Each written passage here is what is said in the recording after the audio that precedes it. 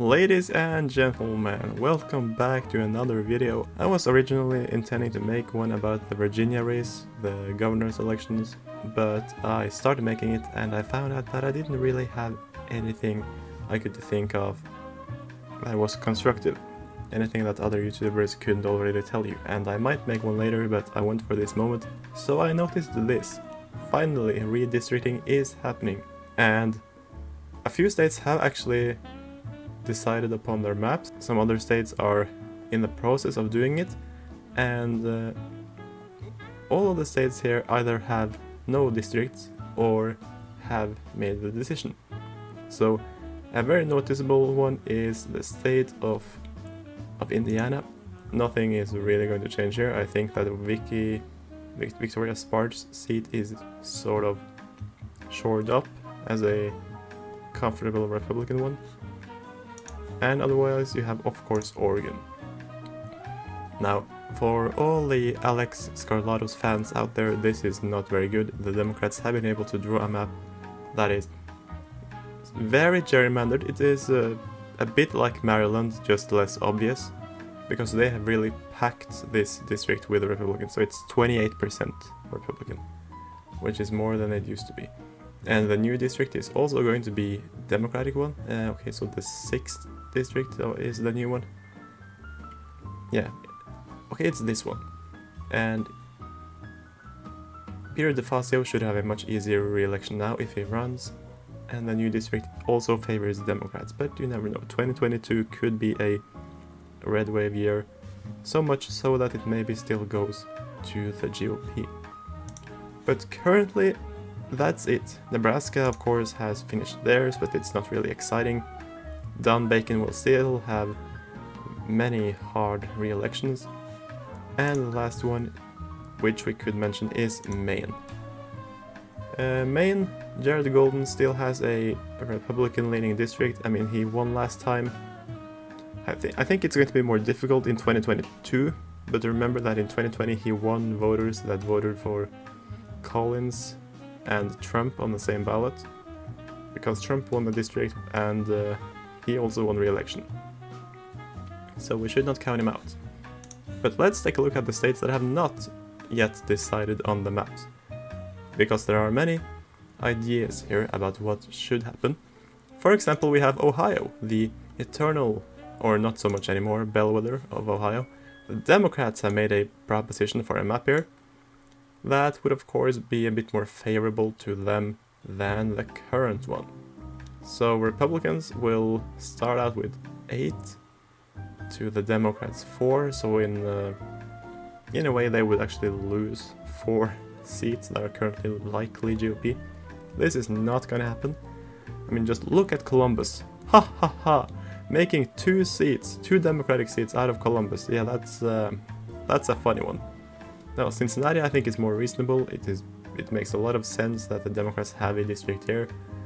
But, I mean, even in a Democratic drawn scenario, Cleveland only has 1 really Democratic district.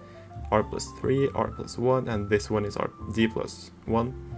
And you have Cleveland itself. So they can also see that they are going down in the state of Ohio, but trying to get 2 districts out of Columbus, I mean, everyone knows that's never gonna happen.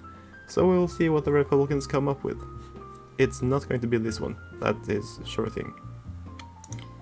Now, Texas is one I would really like to take more of a look at, but the problem is that you cannot zoom in.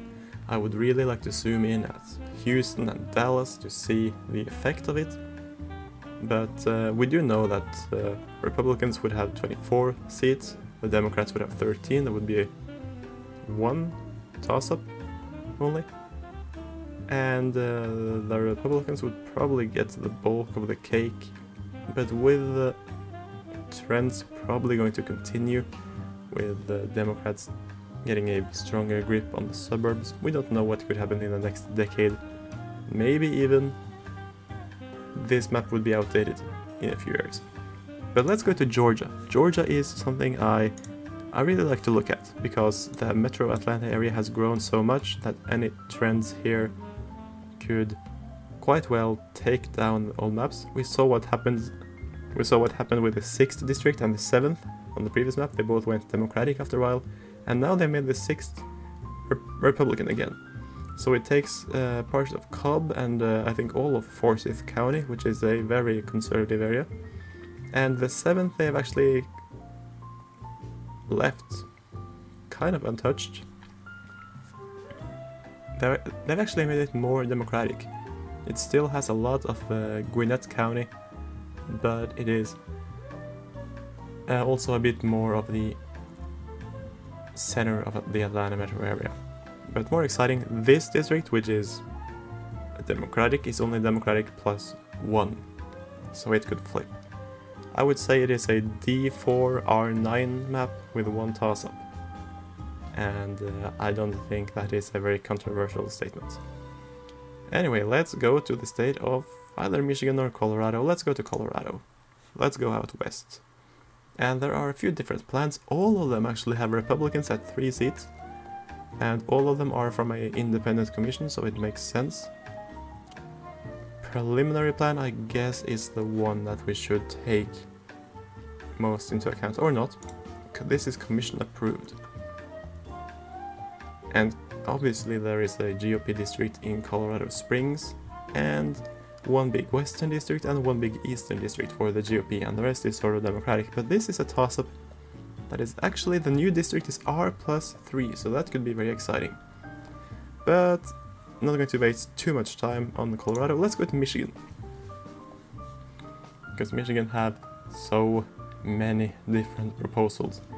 The Republicans would definitely favor number 1. Democrats would probably favor number 5. But I really don't know why they made so many. I mean, it's the independent commission. But all of them seem to give the Republicans more districts, and it makes sense because Republicans are not dispersed in a few cities. They are dispersed and spread all across the countryside. So clearly, Detroit is the big Democratic base, and even this Lansing-based district is R+, so Alyssa Slotkin would be in trouble. Flint, Michigan.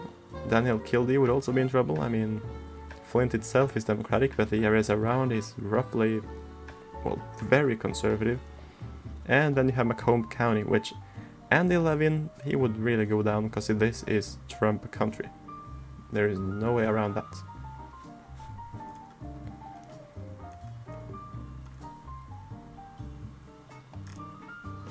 But another state I would like to look at is the state of Maryland.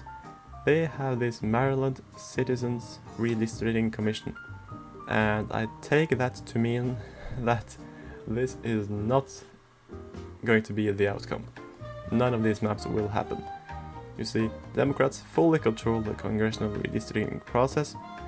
Yeah, they can override any veto by Larry Hogan.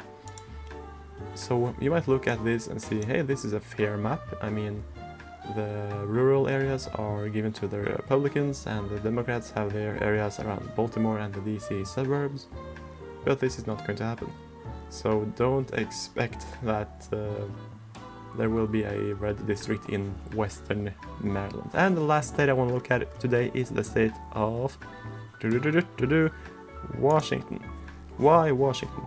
Well, neither party fully controls the redistricting, and it is a committee, and they have quite many different interesting proposals. Now this one is of course very Democratic favoring. The Democrats do currently have 7 seats to the Republicans 3, but in the old map there was a toss-up. In this map it is not going to be. But this is just one of the many proposals. Now take a look at... This is made by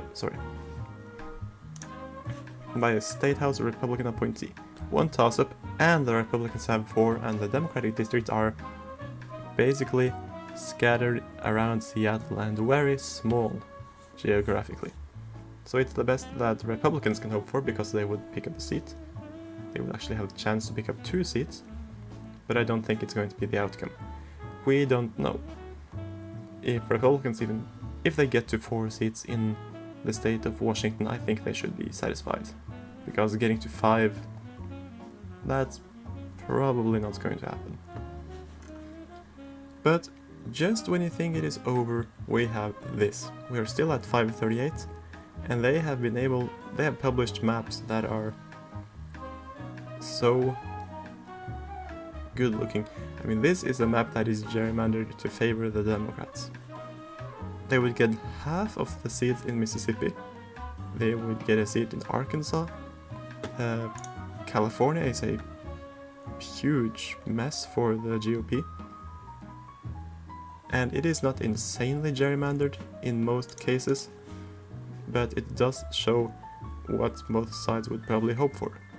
When it comes to the Republican gerrymander, well, this would give Republicans a huge superiority.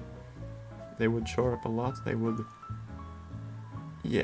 gain the House, we can say that. And of course you have the current one, which does have some toss-up predictions, and I found this map quite interesting.